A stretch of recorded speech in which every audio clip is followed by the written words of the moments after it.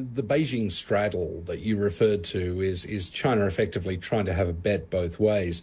It's provided strong rhetorical support to Vladimir Putin, and certainly I don't think there's any question that Xi will take any stance that's anything other than one that's critical of the United States particularly and the US-led order and supportive of Russia. But in practice, and this has been evident for a few months now, China hasn't done an awful lot beyond buying Russian oil and gas. And of course, countries like India have bought more of it than the Chinese have.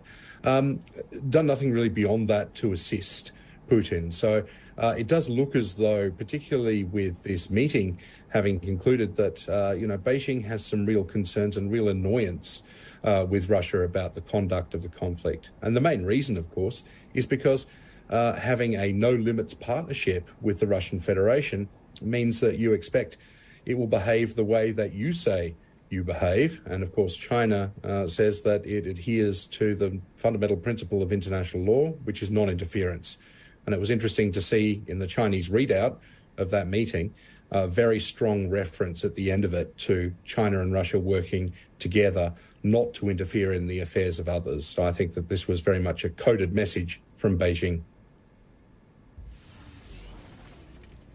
Indeed, and I think it's interesting that both leaders discuss and talk about this no-limits partnership, but clearly there is some limits to the partnership, right? Because as you say, the Chinese haven't necessarily stepped forward with additional support to support Putin's advances in Ukraine, and at the same time, it seems as if Russia is really struggling with its efforts. In fact, it's actually lost more territory in a week than it has captured in the last 5 months, according to NBC News. So where to from here, and will we see perhaps President Xi actually breaking ranks with the West and deciding to support Putin, or does he ultimately decide to stay on the sidelines here moving forward? What do you think?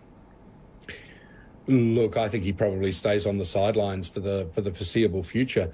And yeah, this is putting significant hurt on Russia's ability to prosecute the war. They're needing to use artillery shells now from the North Koreans. So the no limits partnership does have limits, and increasingly those limits are set by Beijing rather than in Moscow. If you look at it in terms of the trading relationship, Russia's trade with China is well down the list of Chinese trade partners.